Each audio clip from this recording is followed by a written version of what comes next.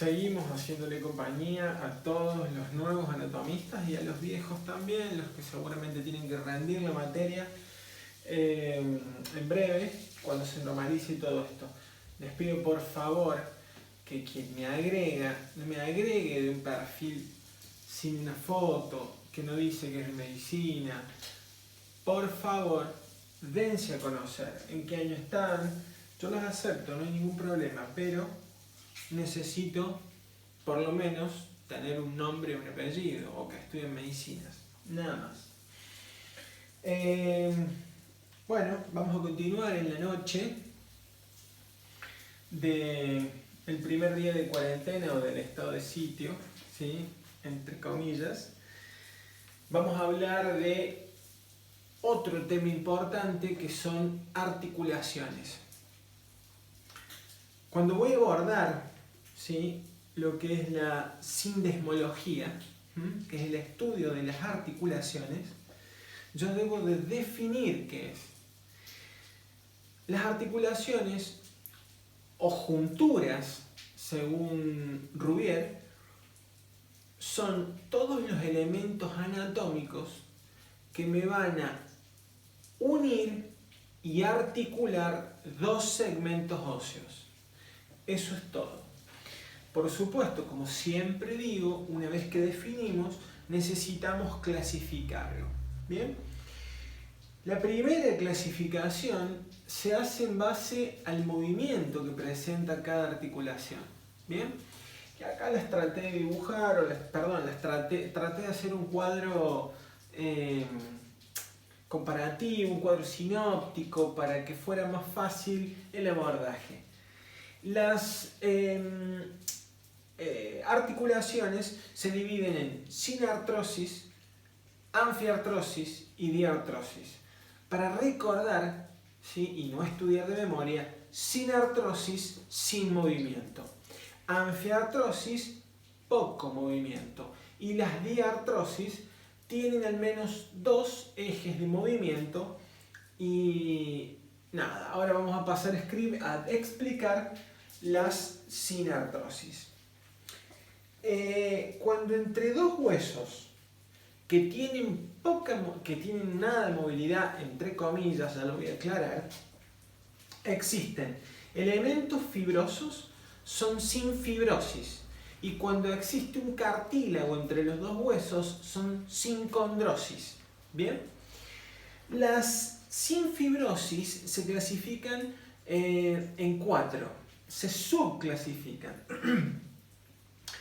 Lo que serían sin fibrosis planas, dentadas, escamosas o esquindilesis.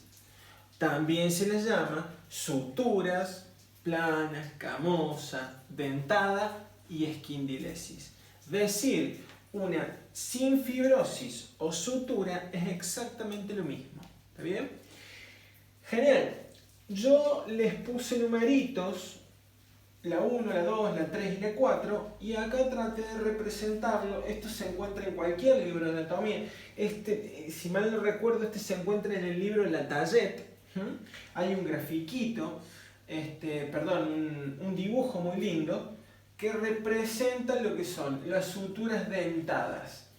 Bien, daría la sensación, si yo lo miro desde arriba a la articulación frontoparietal o interparietal, que tuviera como dientes que se van articulando entre sí. Esa es la sutura dentada. ¿Bien? Que sería esta. Por ejemplo, la frontoparietal o la parietoparietal. ¿Bien? Perfecto. La sutura plana es muy sencillo. Si yo digo plano es porque tengo los dos elementos óseos que son planos. El ejemplo característico son los huesos propios de la nariz. ¿Está bien? Estos que se encuentran acá. Entre ambos dos existe una sutura plana. ¿Bien? Después está la sutura escamosa. La escamosa es muy parecida a la plana, pero no es del todo plana. Por eso se le llama escamosa. ¿Bien?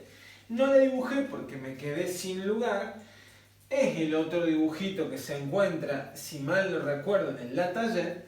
Y por último, la esquindilesis, que yo debo de saber, que no lo dije recién, siempre por lo menos un ejemplo de estas suturas. La esquindilesis es cuando la saliente de un hueso es alojada por el otro en un borde, en un reborde. En este caso sería la articulación esfeno-bomeriana. El bómer es este piecito que se abre arriba y acá voy a tener la saliente del otro hueso que va a ser el esfenoides, es decir, la cresta que se encuentra en la cara inferior del cuerpo del esfenoides. ¿Bien? Y esto va a formar parte de lo que va a ser el tabique nasal o lo que va a dividir a las dos fosas nasales. ¿Está bien?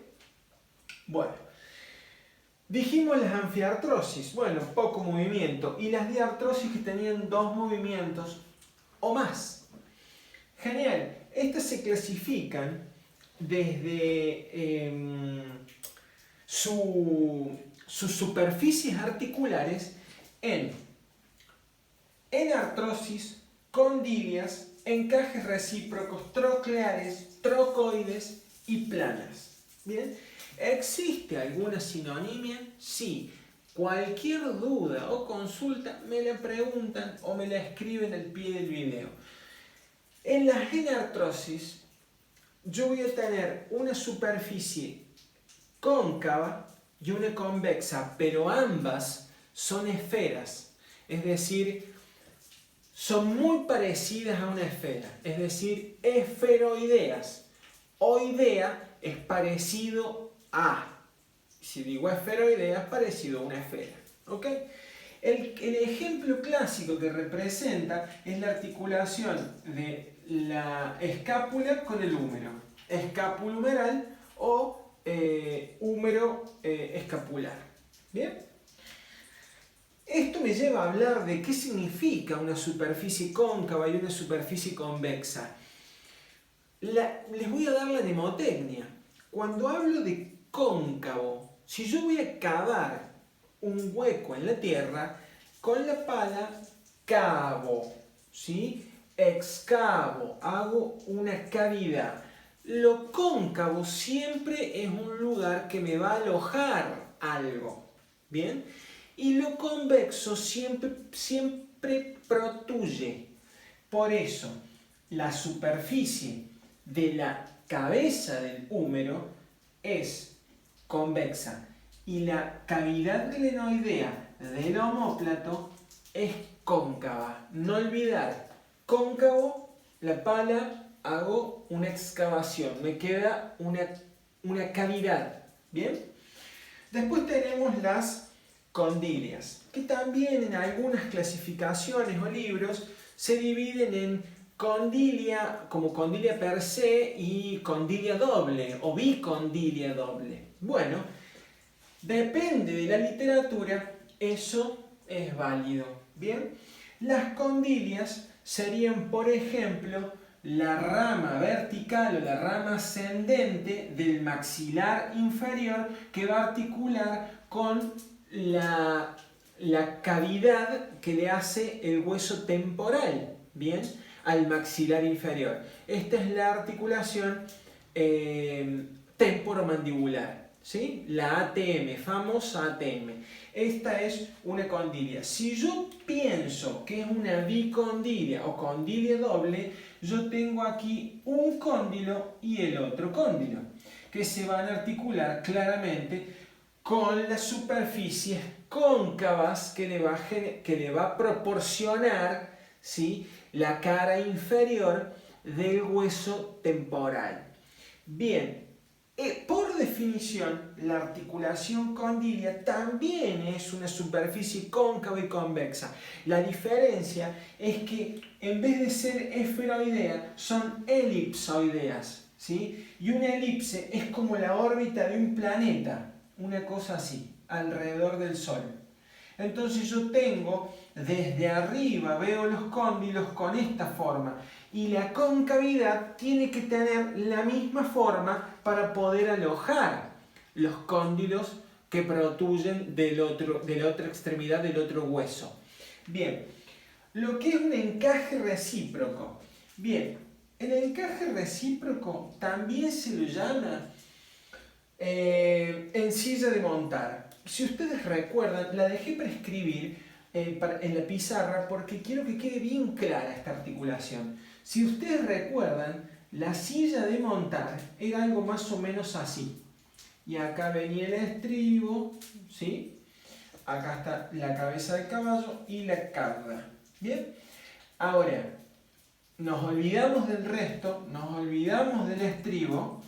¿Y qué tenemos? En un mismo hueso, una superficie convexa y otra cóncava.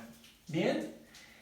Se va a alojar en el opuesto, pero es recíprocamente. Lo que es convexo se aloja en la concavidad del otro hueso y lo que es cóncavo se aloja la convexidad del otro hueso se va a alojar en la concavidad del otro. Por eso es un encaje recíproco. Por eso también se le llamaba encilla de montar. Si ustedes se ponen a pensar, son como dos sillas de montar en sentido inverso. ¿Está bien? Genial. En este caso sería la trapecio metacarpiana, por ejemplo. Después tendríamos las trocleares, que las trocleares son las que forman una polea. Es decir, la garganta de un hueso aloja la saliente del otro hueso. Y es en este caso la húmero cubital. ¿Bien?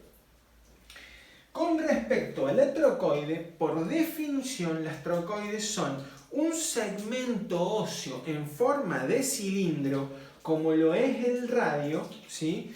El radio que está hacia afuera y el cúbito que está hacia medial. Bien, ¿qué sucede? La articulación trocoides, el cilindro óseo en forma de tubo de cilindro, rota sobre su eje longitudinal de lateral a medial y de medial a lateral. Eso es una trocoides. Espero que haya quedado claro. Por último, la más sencilla de todas, que es una articulación plana o también se les llama artrodias. ¿Bien?